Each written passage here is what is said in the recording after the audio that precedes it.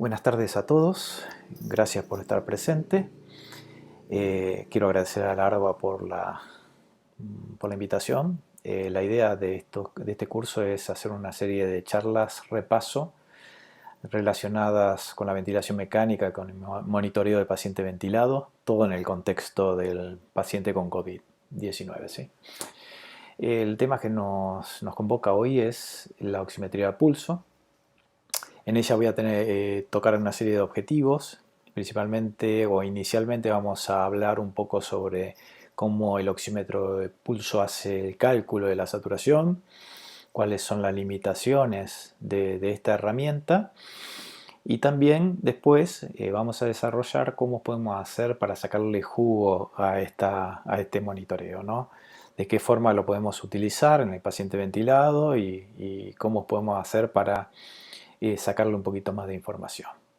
Entonces vamos a empezar diciendo que el oxímetro de pulso son dos monitores en uno, ¿no? Por un lado es un pletismógrafo, ya conocemos la onda de pulso. Esta onda de pulso se mide también con este aparato y nos brinda información más relacionada con la hemodinamia. De ahí salen determinados índices, por ejemplo, índice de variación pletismográfica, que nos sirve como guía para determinar si el paciente está precarga dependiente o no. Pero por otro lado, lo más importante, lo que nos lleva a la charla de hoy, es que el oxímetro de pulso también es un espectrómetro. Y un espectrómetro es un aparato o un instrumento que mide una onda electromagnética, que cae dentro del espectro de las ondas electromagnéticas. En este caso, el oxímetro de pulso utiliza la luz roja e infrarroja para hacer una estimación no invasiva de la saturación de la hemoglobina. ¿Cómo hace el aparato para medir esto? Bueno, utiliza dos LED, dos diodos emisores de luz. Uno es la luz roja, que tiene afinidad por la hemoglobina reducida, y el otro LED es una luz infrarroja, que tiene afinidad por la hemoglobina oxigenada. Consta también con un fotodetector que se pone del otro extremo del tejido, generalmente lo que se utiliza es el dedo, y lo que mide este fotodetector es la atenuación de estas luces a través de los tejidos, ¿no? De esta manera tenemos dos tipos de componentes. Uno es el componente pulsátil, que es el pletismógrafo en sí mismo, ¿no? Que se lo denomina componente AC o componente alterno, haciendo una analogía a la corriente eléctrica, que está reflejando entonces este cambio de volumen de sangre que pasa en el dedo por unidad de tiempo durante un ciclo cardíaco. Y después tenemos un componente no pulsátil, que se llama componente continuo o DC, que a su vez tiene dos tipos de componentes. Uno fijo, que se debe a la absorción de estructuras que no se modifican, como ser la uña, el hueso, la piel celular subcutáneo y el pulpejo del dedo. Y otro componente que es dinámico, que está constituido por la sangre venosa. ¿Sí?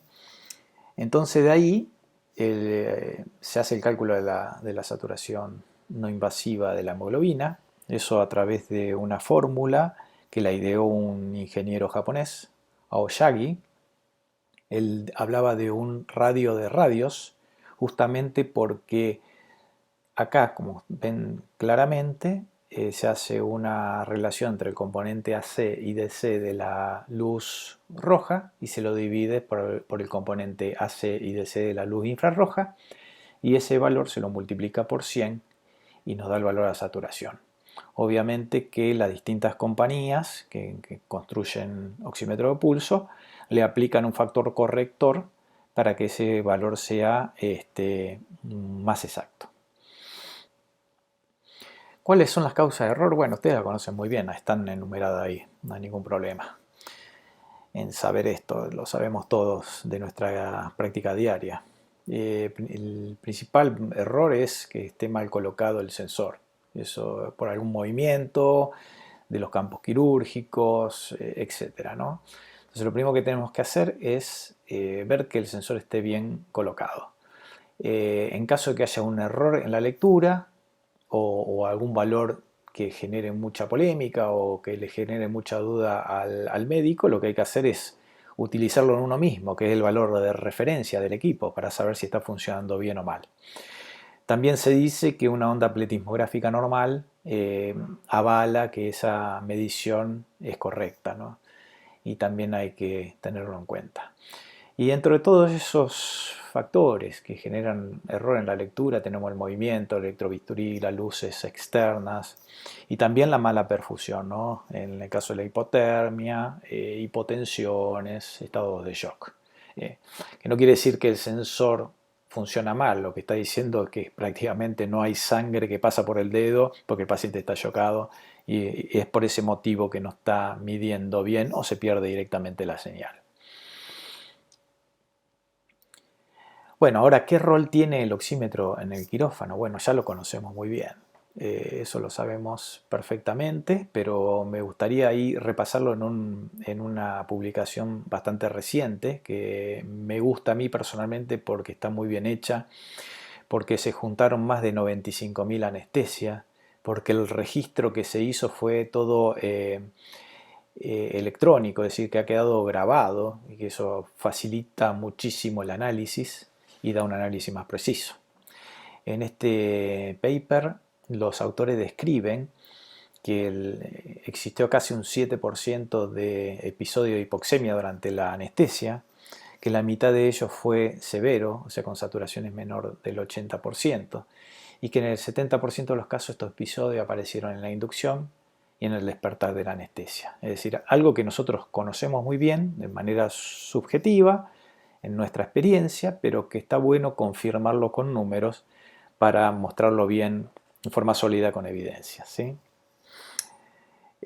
Antes de empezar a hablar o meternos más en el tema de la oximetría, tenemos que hacer un pequeño repaso de cómo ocurre el intercambio gaseoso. Ustedes saben que el intercambio gaseoso en la membrana alveolar capilar ocurre por un fenómeno de difusión, es decir, un movimiento pasivo de moléculas de oxígeno y de dióxido de carbono a favor de un gradiente de concentración o de presión parcial.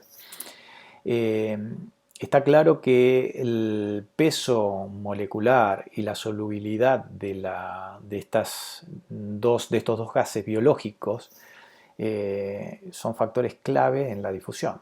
De ahí sale de esta ley de Graham y de Henry, de que el dióxido de carbono, a pesar de ser más pesado, es 20 veces más difusible que el oxígeno por el hecho de que tiene un coeficiente de solubilidad mayor en sangre. Es bueno también rescatar la fórmula de Fick para la difusión, la ley de Fick para la difusión, que la ven ahí abajo, que explica que la cantidad de gas que atraviesa la membrana alveolar capilar por unidad de tiempo va a ser directamente proporcional al coeficiente de solubilidad del gas, a la superficie o área de intercambio gaseoso y a la diferencia de presión parcial del gas a ambos lados de la membrana. En el caso del oxígeno es la diferencia alveolo-arterial. Y también la ley nos dice que la difusión es inversamente proporcional al espesor de la membrana. Viendo en detalle la fórmula, de ahí podemos deducir o entender o explicar por qué hacemos determinadas cosas en el paciente que está en insuficiencia respiratoria. Por ejemplo, de todos estos factores sabemos que la solubilidad es un factor constante, que no lo podemos modificar. Pero sí sabemos que el espesor de la membrana se puede alterar en la enfermedad y lo podemos mejorar tomando algunas medidas. En el caso del COVID-19 tenemos un edema agudo de pulmón no cardiogénico, así que una forma de empeorar ese edema es exagerar con los fluidos endovenosos, ¿no? Dar demasiados cristaloides. Por eso que se aboga por realizar balances negativos, utilizar diurético en caso de que haya una hipervolemia, utilizar drogas antiinflamatorias. Bueno, el beta-2 está demostrado también que disminuye el edema pulmonar, utilizar drogas antiinflamatorias como corticoides para tratar de disminuir la inflamación, usar antibióticos en caso de neumonías o alguna injuria de origen bacteriano. En el caso del COVID hay que esperar solamente a que se vaya resolviendo la enfermedad, no hay mucho para hacer. También podemos manipular el área o superficie de intercambio. En el caso de las neumonías, donde hay una consolidación fija que va a depender más del antibiótico o del tiempo, en el caso que sea una neumonía viral, para que se resuelva. O puede tener alguna condensación variable, o sea, dinámica, que se puede modificar con la ventilación, que es la telectasia. Ya sabemos que el uso de PIP o maniobra de reclutamiento van a mejorar la aireación del pulmón, así que de esta manera lo que estamos haciendo es aumentando el área de intercambio y por lo tanto la difusión del oxígeno. O en el caso de la diferencia alveolar arterial de oxígeno, esta diferencia de presión parcial a ambos lados de la membrana la podemos manipular aplicando la oxigenoterapia. Lo que hace la oxigenoterapia es aumentar la presión alveolar de oxígeno para que más moléculas de oxígeno pasen hacia el capilar. Repasemos ahora las causas de hipoxemia. Ya vimos cómo ocurre el intercambio gaseoso. Dentro de las causas de hipoxemia nos encontramos con las típicas, las que nos enseñan en la facultad, que son las causas pulmonares. Pero yo siempre rescato el tema de las causas hemodinámicas. No olvidarse también que el intercambio gaseoso depende de la perfusión pulmonar, porque depende no solamente de la ventilación, sino también de la perfusión. Entonces, todas aquellas causas que generen hipovolemia, deterioro del gasto cardíaco, pueden llegar a afectar la saturación de la hemoglobina. Dentro de las causas clásicas pulmonares de hipoxemia tenemos estas que figuran ahí, la FiO2 baja, es decir, una mezcla hipóxica, hipoventilación, trastorno de la difusión, alteración BQ y el shunt. El shunt sabemos que es un trastorno BQ, pero generalmente se lo toma separado porque generalmente responde mal a la oxigenoterapia, mientras que la zona de BQ bajo responden bien a la oxigenoterapia. Por eso generalmente se la separa. Estas causas que están puestas en rojo yo las considero iatrogénicas, porque en un contexto de un área crítica, como puede ser emergencia, quirófano o cuidados intensivos, que un paciente se ponga hipoxémico porque le estamos dando una mezcla hipóxica o que se ponga hipoxémico porque está hipoventilando en forma severa es un error médico. Nos queda así los trastornos de la difusión y los trastornos de BQ. Los trastornos de difusión generalmente existen, en este caso del COVID puede ser exagerado porque hay edema y está aumentado el espesor de la membrana alveolo-capilar y hay destrucción de la membrana alveolo-capilar, pero generalmente cuando hay un trastorno de difusión siempre está relacionado a una enfermedad pulmonar y esa enfermedad pulmonar provoca muchos trastornos BQ. Entonces se considera prácticamente que es el trastorno BQ el que genera la hipoxemia. Por eso todo paciente que esté hipoxémico es por un trastorno BQ hasta que se demuestra lo contrario.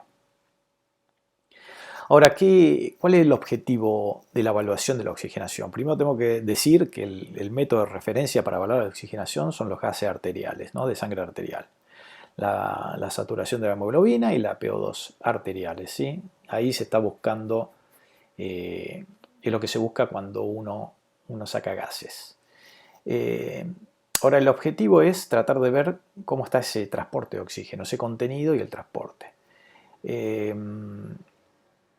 El contenido arterial de oxígeno, con la fórmula que ustedes ven allí, se divide en dos porciones, un oxígeno transportado por la hemoglobina y un oxígeno disuelto en sangre. Obviamente lo importante acá es la saturación de la hemoglobina, la cantidad de hemoglobina de saturación porque representa el 95% del transporte de oxígeno.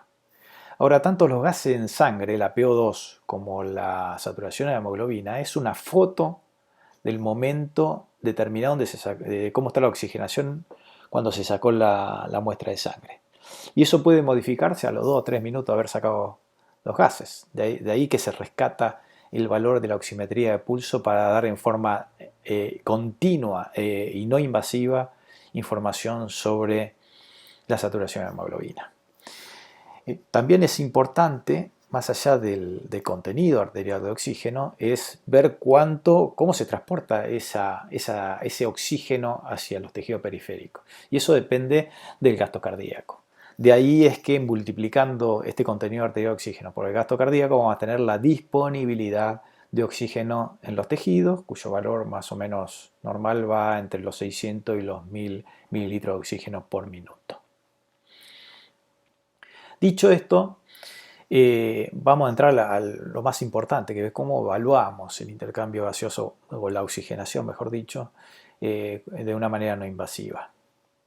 Y acá tenemos el típico concepto de Riley, ¿no? De los tres alvéolos, donde vemos que de la relación ventilación-perfusión, ¿no? A eso nos referimos. El alvéolo normal, tipo B, es aquel alvéolo que tiene una ventilación y perfusión adecuada, es decir, que tiene una relación BQ de 1 y donde el intercambio tanto de oxígeno y dióxido de carbono es perfecto. Pero tenemos extremos de esta relación que son patológicos. Hacia la derecha ustedes van a ver un alvéolo que está ventilado pero no está perfundido. Eso es un alvéolo de espacio muerto, principalmente espacio muerto alveolar a nivel del parénquima. Pero también tenemos zonas que están bien ventiladas pero mal perfundidas. A eso se llama zona BQ alto. Tanto la zona BQ alto como la zona de espacio muerto generan el mismo problema en el intercambio gaseoso, generan hipercapnia. Por eso en conjunto se lo llama efecto espacio muerto. Y esto se evalúa en forma no invasiva con la capnografía volumétrica, respiración a respiración. Si nos vamos para el lado de la oxigenación, hacia la izquierda, vamos a ver que tenemos la zona de Shunt, que es una zona que está perfundida pero no está ventilada para nada, como puede ser un bloque neumónico o una atelectasia. Pero también tenemos zonas que están mal ventiladas pero normalmente perfundidas. Esas se llaman zonas de BQ bajo, que también generan hipoxemia. Ambas zonas, tanto la zona BQ bajo como la zona de Shunt, se la denomina admisión venosa o efecto Shunt. Y eso se puede evaluar en forma no invasiva con la oximetría de pulso. Fíjense que en el caso de la hipoxemia, la forma correcta de evaluarla es midiendo el Shunt. Pero para medir el Shunt, nosotros necesitamos sí o sí un Swan-Ganz, un catéter Swan-Ganz. Entonces lo que se hace habitualmente es estimar el Shunt utilizando índice derivado de la oxigenación arterial. Por ejemplo, la PO2, la PAFI, las menos de oxígeno, o sea, diferencia alveolo arterial de oxígeno, el índice de oxigenación, etcétera, etcétera, son índices que se obtienen en forma invasiva con una muestra de sangre arterial que tratan de estimar este Shunt para evitar poner un Swan-Ganz, ¿sí? Entonces, ¿cómo podemos hacer para medir o estimar el efecto Shunt en forma no invasiva? Entonces, antes de hablar de esta técnica que describe Safford y Jones, me gustaría decirles que la curva de la oxihemoglobina, o repasar lo que es la curva de oxihemoglobina, ¿no? y lo que eso significa. Sería ideal poder tener en nuestros pacientes una curva en tiempo real, ¿no? Esto se obtiene en forma invasiva con gases en sangre, donde obtenemos la saturación de la sangre, de la hemoglobina, de la sangre arterial por un lado, y por otro lado la PO2, y tenemos esta curva itálica, con una S itálica, que nos muestra esa relación. Esta curva tiene un gran problema, que es que en su parte plana, en la parte superior, si da oxígeno de más, si pone al paciente en oxigenoterapia, puede estar enmascarando algún problema de oxigenación, porque la hemoglobina está totalmente saturada. Y le voy a poner un ejemplo. Podemos tener un paciente con un COVID-19 intubado, con una FiO2 de 1 y una saturación de 98%. Entonces podemos decir que este paciente tiene una saturación normal, pero ese paciente puede tener una PAFI de 150, que es súper patológica. Es decir, si le sacamos el oxígeno del medio, se pone en evidencia la desaturación de la hemoglobina. Entonces esa es la principal limitación. ¿Qué hace Safford y Jones para sacarle jugo a esta información y evitar esta problemática de la curva de la oxihemoglobina? Bueno, construyen esta curva, que es la curva de la derecha, ¿no? Es una curva de oxihemoglobina que se construye de forma no invasiva, reemplazando la saturación arterial por el valor de la oximetría de pulso y reemplazando la PO2 por la PiO2 o la fracción inspirada de oxígeno, que es lo mismo, ¿no? Fíjense que la curva K tiene como solamente ve la parte superior de la curva. Si nosotros la seguimos dibujando hacia abajo, aparece esa famosa S itálica, ¿no? Que decíamos. Eso para que tengan en cuenta que este diagrama solamente toma en parte la parte superior de la curva con una saturación que llegue hasta 85%. No tiene más sentido seguir estudiándola hacia abajo, porque si el paciente tiene menos de 90 saturación ya está hipoxémico, que eso es lo que nos importa clínicamente, ¿sí? Entonces lo que postulan los autores es generar un descenso progresivo de la FiO2 desde el 100% hasta aire ambiente, hasta el 21%, cada 10%, y se va dibujando una curva, la curva del paciente. Si esa curva cae similar a la curva negra que ven ahí de la más reforzada, es una curva normal, que está representando un shunt anatómico entre el 5 al 8%. En esta curva normal, fíjense que el 97% de saturación se alcanza respirando aire ambiente, o sea, un 21% de oxígeno. Si el paciente se enferma o tiene los pulmones enfermos o no están funcionando bien, obviamente la curva va a estar por debajo de esta misma, como lo muestra la siguiente diapositiva. Acá vemos que cada vez que la curva desciende la parte vertical hacia abajo, se debe principalmente a un trastorno de Jung puro.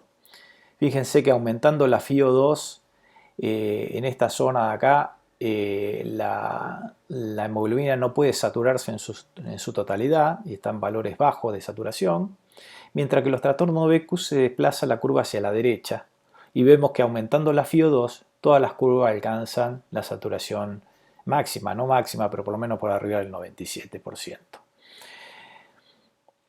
Vamos a ver ahora unos ejemplos clínicos. Yo siempre muestro los mismos ejemplos porque son los que hemos publicado con esto, ¿no?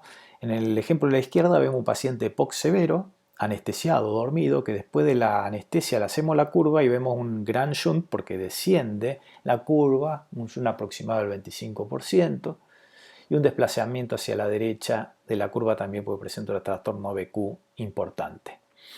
En la derecha tenemos 20 pacientes obesos mórbidos que presentan un shunt promedio de 25%, ventilado con un patrón ventilatorio protectivo y con 8 centímetros de agua de PIP.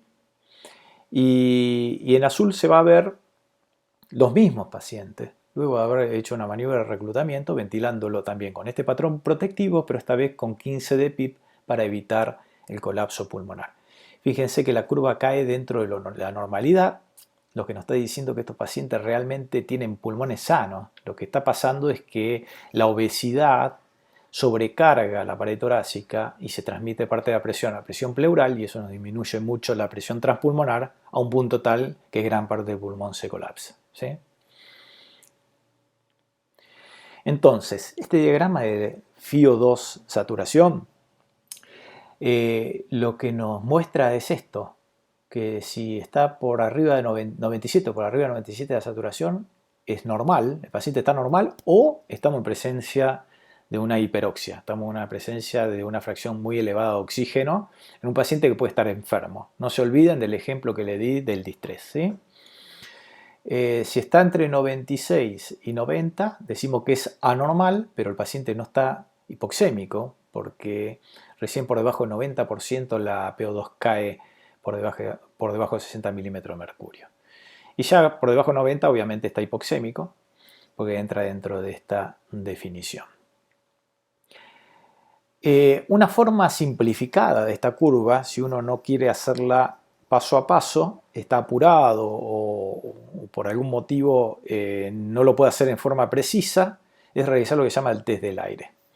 Esta idea se le ocurrió a Carlos Ferrando después de haber participado en nuestra publicación previa donde definimos esta técnica o usamos esta técnica en el quirófano, ¿no?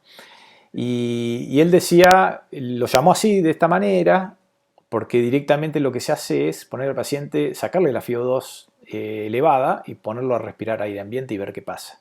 Y tiene la ventaja de poder usarse en pacientes que no están intubados. Entonces, en este caso, por ejemplo, vamos a ver un ejemplo de un paciente real, donde antes de intubarlo y de hacerle la inducción anestésica, me encuentro que el paciente satura 97% aire ambiente. Una vez intubado, a los 5 minutos, con una FiO2 del 70%, el paciente sigue saturando 97%. A mí ya me Esto me generó dudas porque si estamos con una FiO2 del 70%, el paciente tendría que haber saturado su hemoglobina al máximo, cosa que no hizo. Y cuando le sacamos el oxígeno al medio, lo ponemos a respirar aire un rato, aparece una saturación del 92%, con un shunt de cercano entre el 25 y el 30%. ¿Sí? De esa manera podemos decir que el test del aire fue positivo, porque desaturó, cayó por debajo de 97 al hacerlo respirar aire ambiente. Esta idea la validamos junto con Carlos Ferrando, utilizando parte de pacientes de un estudio grande que se hizo en España, que se llama el estudio LIPRU. En estos pacientes que se evaluó al postoperatorio, se tomó un grupo de pacientes en el postoperatorio, en los cuales algunos eran positivos para el test, es decir, que desaturaban por debajo de 97 cuando se les sacaba la máscara facial durante 5 minutos, y a otros se les sacaba la máscara y no desaturaban por debajo de 97, o sea que eran test negativos. A un subgrupo de ellos, unos 30 aproximadamente, se lo llevó al tomógrafo y se le hizo una imagen de tomografía para ver qué pasaba con la aireación pulmonar. Y ahí tenemos los dos grupos de pacientes, los que tenían test positivo y test negativo. Observen que los que tenían test positivo eran más añosos que los de test negativo, eran ligeramente más obesos y tenían un score de ARISCAT, que es un score que se hace para predecir las complicaciones pulmonares postoperatorias, un poquito más altos que los pacientes con test negativo. A ambos pacientes se los ventiló exactamente igual durante la cirugía. Y cuando se evalúa en el postoperatorio, cuando se hace el test, se ve que los pacientes con test positivos tenían saturación de PO2 más baja y presentaban a la tomografía atelectasia, un porcentaje importante. Mientras que los que tenían test negativo tenían oxigenación normal y casi no tenían atelectasias. De esa manera, se veía que cuando el paciente saturaba más de 97 casi no había atelectasia, había muy poquita, algunos casos muy en el límite, pero aquellos que tenían test positivos tenían mucha atelectasia y a medida que iban desaturando aumentaban la cantidad de las mismas. Cuando se hizo una curva ROC, un análisis ROC para ver la sensibilidad, especificidad y precisión de este test para predecir atelectasias, utilizando como gol estándar o método de referencia la tomografía, se observa que la precisión es del 90%. Eso quiere decir, de cada 10 pacientes, el test del aire diagnosticaba en forma positiva o precisa 9 de ellos. ¿Sí? Y por último, tenemos otro test que se utiliza mucho en la terapia. Esto va de la mano al tema de la pandemia del COVID, si por alguna razón tienen que ir a la terapia a colaborar con el terapista. Ellos hablan mucho de la SAFI. La SAFI lo que quiere hacer es observar el valor de la PAFI en forma no invasiva. No se olviden que la PAFI, como habíamos dicho, es una forma invasiva, cuando necesitamos gases arteriales, para estimar el shunt. Y los valores normales son por arriba de 450 milímetros de mercurio. En anestesia se encuentran generalmente entre 450 y 250, un déficit de leve a moderado en la oxigenación. Y en el distrés se clasifica leve, moderado, grave según el déficit de la PAFI, ¿no? Que lo ven ahí. Y eso forma parte de la clasificación de Berlín para definir el distrés. La SAFI en este caso es un valor no invasivo, porque divide la saturación por la FiO2. Ahí ven dos ejemplos. En el primer ejemplo, con una saturación de 97% y una FiO2 del 30%, tenemos una SAFI de 323, que está relativamente bien. Puede decir que un déficit leve en la oxigenación. O en otro caso, si tenemos un paciente saturando 94% con una FiO2 del 80%, tenemos una SAFI ya de 117 que es bastante alterada. Entonces, este concepto en realidad lo que está diciendo es lo mismo que dice el diagrama saturación FiO2, exactamente lo mismo. Por ejemplo, si busquen en el gráfico una saturación de 97 con una FiO2 del 30%, vamos a tener un shunt aproximado de casi un 10-12%. ¿Sí? Si vemos el otro ejemplo, que era 94% con una FiO2 del 80, vamos a tener un shunt que está por debajo, o por arriba, mejor dicho, del 35%. Es en el fondo exactamente lo mismo. Este concepto fue validado por Rice en un estudio elegante, típico estudio de validación, donde toman pacientes distresados de uno de los estudios grandes, estos que se hicieron multicéntricos sobre distrés. Se consiguen más de 600 pacientes con más de 2.600 muestras, pares de muestras de PAFI invasiva con sangre arterial y la SAFI en forma no invasiva. Se hace el análisis, la regresión lineal y se ve la asociación que existe entre los dos índices, y después se evalúa en forma prospectiva en otro grupo de pacientes, unos 400 pacientes de otro estudio, donde lo que se ve ahí es también más de 2.000 muestras de pares de PAFI y SAFI para compararla, ¿no? Entonces los resultados que nos muestran es que existió una muy buena correlación entre la SAFI y la PAFI con esta formulita de regresión lineal que ven ahí en la leyenda. Y cuando veníamos valores de PAFI de 200, el promedio de la SAFI era de 2.35 y con una PAFI de 300 el promedio era de 3.15, o sea, bastante similar. Cuando se lo evaluó en forma prospectiva en la otra base de datos y se utilizó las curvas ROC para ver si la SAFI era segura para hacer un diagnóstico de una PAFI de 200, se encontró con una precisión del 93%. Y cuando se hizo el mismo análisis para una PAFI de 300, la precisión fue del 92%. Es decir, de cada 10 pacientes, 9, un poquito más que 9, eran diagnosticados en forma precisa con la SAFI. Entonces, ya terminando, para hacer un uso racional de la oximetría de pulso, es decir, no se olviden que lo que ustedes están tratando de estimar es el efecto shunt en forma no invasiva, tenemos que conocer el valor basal, aire ambiente, en lo posible, ¿sí? Sin oxigenoterapia. Salvo que el paciente venga muy mal, esté con máscara de no reinhalación de oxígeno y tenga saturaciones ya muy cercana a 90, donde ya no se justifica querer ver cuánto tiene, sino ya uno sabe que está muy mal ese paciente. De otra manera, siempre se recomienda sacar el oxígeno suplementario y ver el valor real. También es importante conocer el valor una vez que el paciente está intubado, con una FiO2 elevada, porque en teoría ese paciente tendría que tener una hemoglobina que se satura al máximo. Si ese es el caso, si el paciente presenta una buena saturación, seguramente el trastorno que existe es un trastorno de BQ bajo. Ahora, si el paciente intubado no sube la saturación con una FiO2 del 100%, seguramente la causa es un mecanismo de shunt puro. Luego se recomienda hacer este diagrama, saturación FiO2, en su defecto usar el test de aire o la SAFI, pero a mi criterio es mejor realizar el diagrama porque fíjense que no es un solo valor, sino que está formado por 7 valores distintos, o 6, 7 valores, y genera una curva, y eso está dentro de un modelo matemático que desarrolló Safford y Jones, y entonces le da más precisión y más certeza a la medición.